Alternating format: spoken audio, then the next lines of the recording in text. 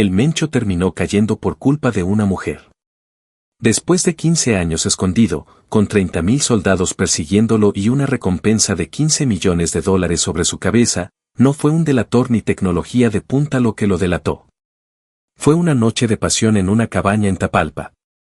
Ella llegó un viernes. La inteligencia militar llevaba meses rastreándola. Sabían quién la recogió, a qué hora llegó y cuándo se marchó. Al día siguiente, cuando ella salió, quedó confirmado lo único que les faltaba. Él seguía allí dentro. 24 horas más tarde llegaron 6 helicópteros, comandos de élite, lanzacohetes, 8 sicarios cayeron abatidos. El Mencho huyó herido hacia el monte. Lo localizaron entre la vegetación, desangrándose. Lo cargaron a un helicóptero castrense. Falleció en pleno vuelo, sobre los mismos cerros de Jalisco donde había nacido. Esa mujer lo eliminó sin apretar un gatillo. Solo fue a verlo y, sin proponérselo, lo sentenció. Pero esa mujer no era su esposa. Su esposa se llama Rosalinda González Valencia. La conocen como la jefa y sin ella el Mencho jamás habría llegado tan lejos. Ella le aportó el apellido, las conexiones, el capital inicial. Lo levantó de recolectar aguacates descalzo en un cerro de Michoacán y lo transformó en el narco más temido del continente, y él la reemplazó por la de la cabaña. Hoy Rosalinda González Valencia camina en libertad por alguna calle de México. La detuvieron 3 veces y en las 3 ocasiones recuperó su libertad. Mientras tanto, su propio hijo lleva años confinado en una celda en Colorado, con cadena perpetua, sin ver la luz del día. Y el hombre por quien ella lo dio todo murió escondido junto a otra mujer. Ella quedó sola, cargando con todo lo que sabe y con todo lo que perdió. Y lo que perdió es mucho más devastador de lo que parece. Porque en esta historia hay capítulos que casi nadie ha contado. Desde la cárcel, Rosalinda le escribió una carta a mano a una jueza estadounidense suplicando por su hija. Lo que escribió en esas líneas te va a romper porque muestra quién es realmente esta mujer cuando cree que nadie la observa. Existe una grabación. Es la única ocasión en que se escuchó la voz del Mencho impartiendo órdenes a un policía como quien pide un favor cualquiera. Millones de mexicanos la oyeron y lo que transmite es más inquietante que cualquier amenaza directa. Una noche secuestraron a 2 elementos de la Armada de México como represalia por la captura de Rosalinda. Cuando descubras quién autorizó ese secuestro, te va a costar creerlo. Y al final conocerás el nombre de la mujer de la cabaña, la que sin intención acabó con todo. Si te vas ahora, te quedas con la versión oficial, y esa versión apenas roza la superficie. Pero para comprender a la mujer de la cabaña primero hay que entender a la esposa. Y para entender a la esposa hay que conocer sus orígenes. Rosalinda nació en 1963 en un lugar que no aparece en casi ningún mapa, El Naranjo, un caserío polvoriento entre cerros en Aguililla, Michoacán, en la región conocida hoy como Tierra Caliente. En esa época simplemente era el abandono, porque el gobierno ni sabía que existía o, si lo sabía, le daba igual. Su madre se llamaba Estela, su padre Abigail. Juntos procrearon 18 hijos. 10 varones y 8 mujeres, en una casa sin piso firme, sin agua entubada, sin nada más que tierra, aguacates y necesidad. Rosalinda, la mayor de las hijas, en una familia de 18 no tenía un simple apodo, tenía una responsabilidad. Era quien cambiaba pañales cuando la madre trabajaba en el campo, quien repartía la comida cuando no alcanzaba, quien vigilaba cada centavo, quien sabía quién había comido y quién se había quedado con hambre. Ese instinto. Saber dónde está cada peso, quién aporta, quién no, en quién se puede confiar, lo llevaba desde pequeña.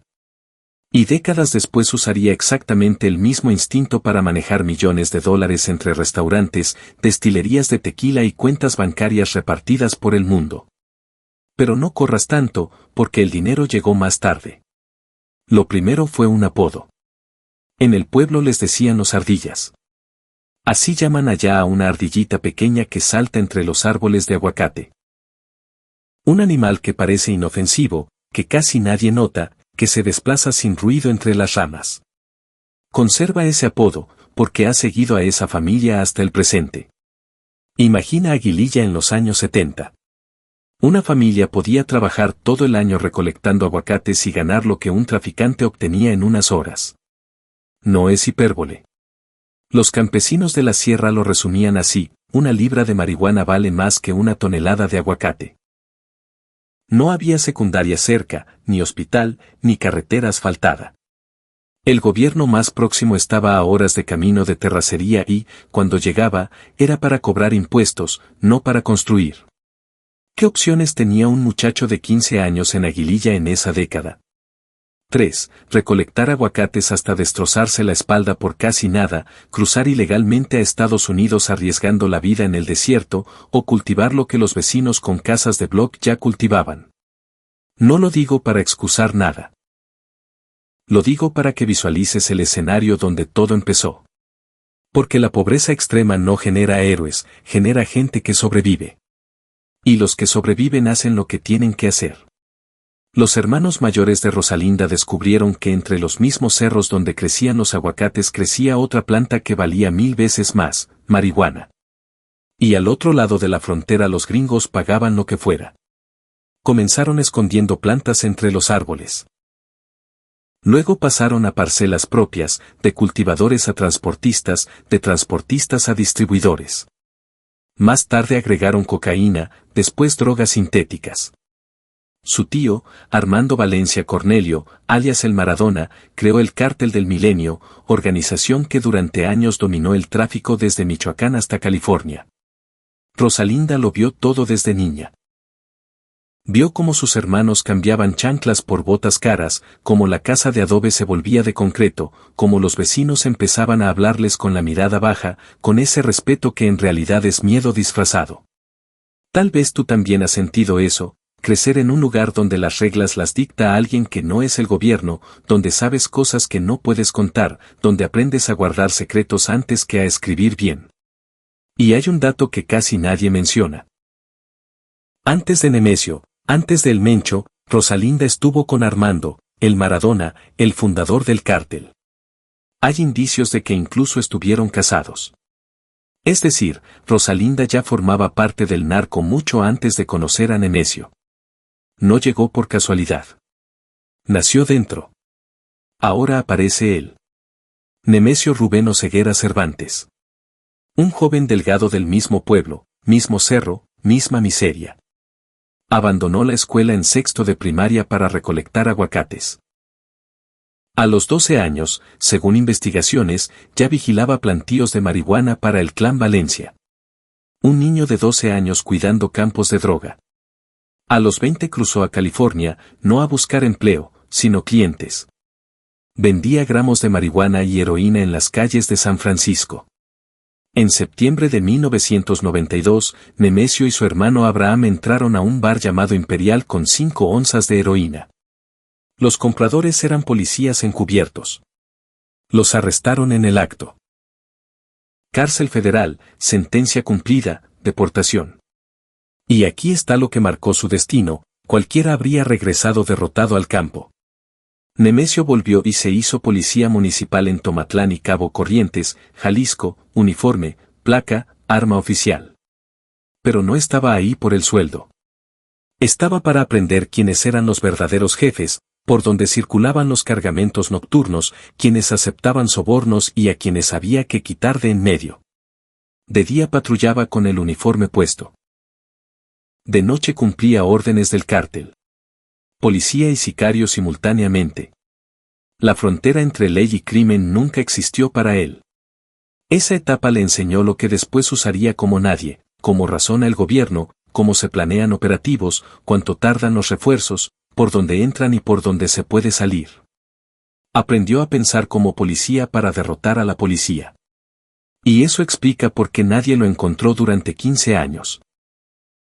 En 1996 dio el paso que cambió para siempre la historia del narcotráfico mexicano: se casó con Rosalinda. Esa boda no fue una celebración con pastel y banda, fue una alianza estratégica.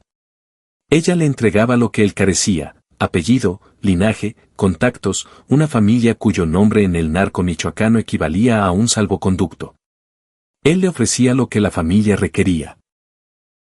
Un hombre implacable, calculador, que había sobrevivido las calles de Estados Unidos, la prisión y la deportación, y que regresaba con más ambición que nunca.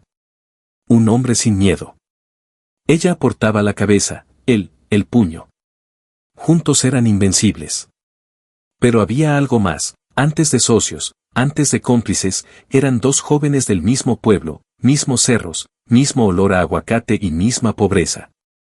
Quizás al inicio hubo amor verdadero, pero en ese mundo el amor es un lujo caro. Lo que necesitaban era poder, y juntos lo alcanzaron. Tuvieron 3 hijos, Jessica Joana, Rubén, luego llamado el Menchito, y la menor, Lasha Michelle. 3 hijos que nacieron dentro de un imperio y que nunca tuvieron oportunidad real de elegir otro camino. Porque cuando tu padre es el hombre más buscado del continente y tu madre administra las finanzas del cártel más sanguinario del mundo, tu destino ya está escrito con sangre antes de que aprendas a leer. Y esos 3 niños pagarían una deuda que no contrajeron. Pero primero el imperio tuvo que crecer. Y para crecer, tuvo que destruir al que ya existía. Durante mucho tiempo todo funcionó bien. El cártel del milenio dominaba Jalisco y Michoacán. Los hermanos de Rosalinda manejaban las rutas. Nemesio iba ascendiendo con calma. En la cima estaba Nacho Coronel, un lugarteniente del cártel de Sinaloa que les brindaba protección. Nemesio subía con una paciencia que ponía nerviosos a todos. Mientras otros capós derrochaban en camionetas blindadas y fiestas con banda, él vivía como si aún fuera el muchacho de Aguililla, sin ostentación, sin ruido, sin dejar huellas. Un narco que no presume es un narco que nadie puede seguirle el rastro. Pero entonces, en menos de un año, todo se vino abajo. Entre 2009 y 2010 cayeron presos el Lobo y el Tigre, líderes del milenio, mataron a Nacho Coronel. 3 cabezas importantes en tan poco tiempo, como si alguien hubiera jalado el mantel y tirado toda la mesa. Lo que siguió fue una guerra interna feroz, 2 facciones peleando por los restos. De un lado la resistencia, del otro los torcidos. Al frente de los torcidos estaba Nemesio Ceguera, el Mencho, y detrás de él, como siempre, Rosalinda junto con sus hermanos. Los torcidos ganaron. De la ceniza surgió el cártel Jalisco Nueva Generación. Al principio se presentaron como los Matazetas. Subieron videos diciendo que venían a limpiar Jalisco. Se disfrazaron de vigilantes. Fue una jugada maestra, mientras la gente los aplaudía, por detrás armaban la estructura criminal más poderosa del continente. Pero el 1 de mayo de 2015 le mostró a México quiénes eran en realidad. Ese día el gobierno lanzó un operativo para capturarlo. El Mencho contestó con algo nunca visto. En pocas horas el CJNG bloqueó carreteras en todo el estado, incendió camiones, autobuses, gasolineras.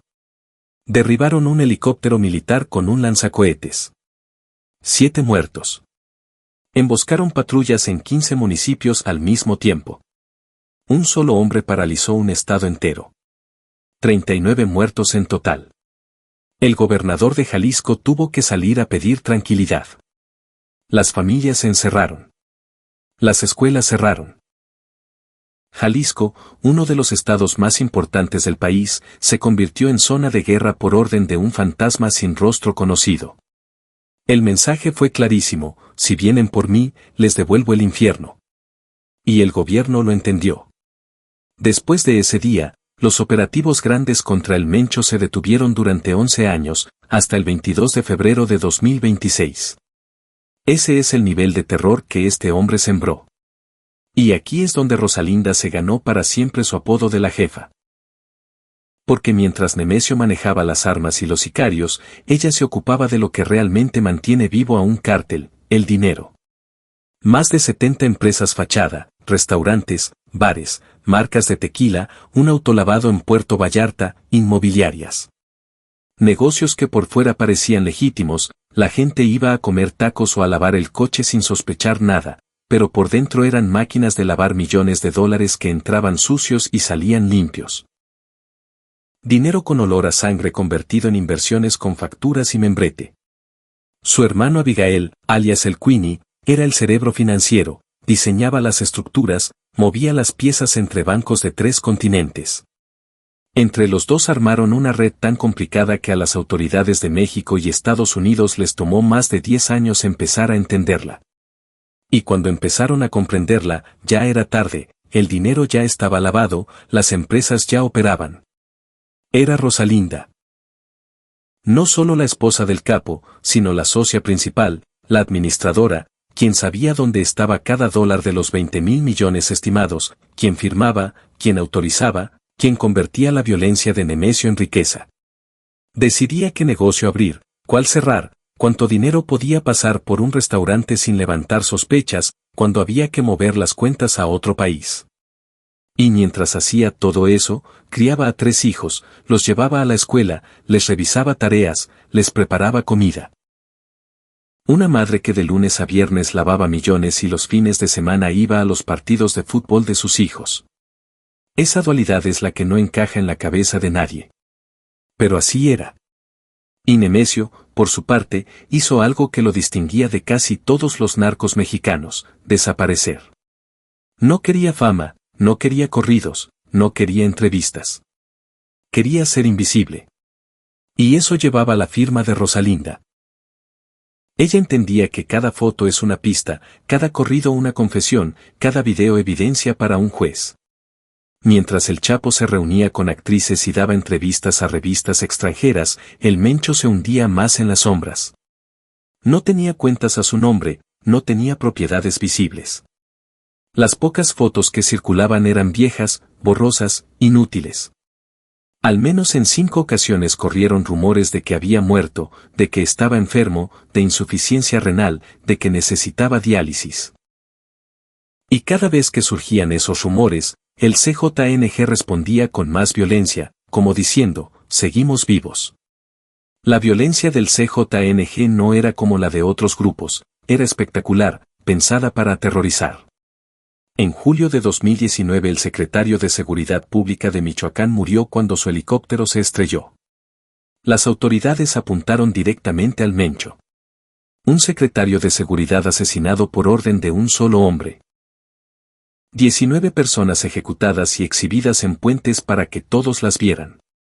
El CJNG se adjudicó los hechos no como algo secreto, sino como advertencia pública: esto les pasa a los que se meten con nosotros. Y para reclutar sicarios, según varias investigaciones periodísticas, tenían campos de entrenamiento donde los candidatos pasaban por pruebas tan extremas que ninguna persona con conciencia las aceptaría. El que no pasaba no salía caminando. Y aquí llega una de las cosas que te prometí. La grabación. En septiembre de 2016 se filtró un audio. La voz de El Mencho dándole instrucciones directas a un mando policial de Jalisco. Le ordenaba cancelar un operativo contra el cártel. Lo perturbador no es el contenido, es el tono. No grita, no amenaza. Habla con la tranquilidad de quien da una orden rutinaria a un subordinado, como si pidiera un café. Esa calma es el verdadero poder, el que no necesita alzar la voz porque sabe que van a obedecer. Esa fue la primera vez que millones de mexicanos escucharon la voz del hombre que controlaba sus vidas. Y lo que oyeron fue eso: silencio envuelto en palabras, una voz sin ira, sin emoción. La voz de alguien que sabe que del otro lado no hay opción. Cuando ese audio se difundió, México entendió algo que ya sospechaba pero no quería aceptar: el narco no estaba en guerra contra el gobierno, el narco era parte del gobierno. La línea entre ambos se había borrado hacía mucho. Con esa frialdad el Mencho construyó algo que hizo ver al cártel de Sinaloa como un negocio menor. El CJNG se expandió a 29 estados. La DEA calculó su fortuna en 20.000 millones de dólares. Se convirtieron en los principales proveedores de fentanilo a Estados Unidos, la droga que mata a más de 70.000 personas al año en ese país. 70.000 sillas vacías en mesas de Navidad. No son solo cifras. Son madres que encuentran a sus hijos sin vida en el baño, padres que reciben una llamada a las 3 de la mañana y ya saben que su mundo se acabó. Y esa droga salía de laboratorios financiados con el dinero que Rosalinda lavaba en sus restaurantes y tequileras. Recuérdalo, porque cuando llegues al momento en que Rosalinda sale libre, ese número va a pesar mucho más. Estados Unidos ofreció 15 millones de dólares por la cabeza de El Mencho. Solo el Chapo había tenido una recompensa igual. Suficiente para que cualquiera cerca del cártel dudara de su lealtad, para que cada amigo pudiera ser un traidor, cada vecino un informante, cada mujer un rastro que los militares podían seguir. La Fiscalía de México calculó que el CJNG era responsable de 1 de cada 4 homicidios en el país. 1 de cada 4. Haz la cuenta con los asesinatos de tu ciudad, de tu colonia. Detrás de cada número hay una madre que ya no duerme, un padre que ya no festeja cumpleaños, una silla vacía donde antes había risas. Todo eso lo manejaban 2 personas, un hombre imposible de encontrar y una mujer que nadie estaba buscando. En 1996, 2 jóvenes sin nada se casaron en Aguililla. En 2016 eran dueños del imperio criminal más grande de América Latina. 20 años de la nada al todo, y del todo al abismo. Porque todo lo que sube termina cayendo. Y cuando cayó, arrastró a todos los que estaban cerca, empezando por los que menos lo merecían. Ahora viene lo que pasó con los hijos. Y aquí la historia deja de ser solo un caso de narcotráfico y se vuelve algo que duele de verdad. Porque el precio más alto de ese imperio no se mide en millones ni en años de cárcel. Se mide en lo que les tocó vivir a 3 niños que no eligieron nacer donde nacieron.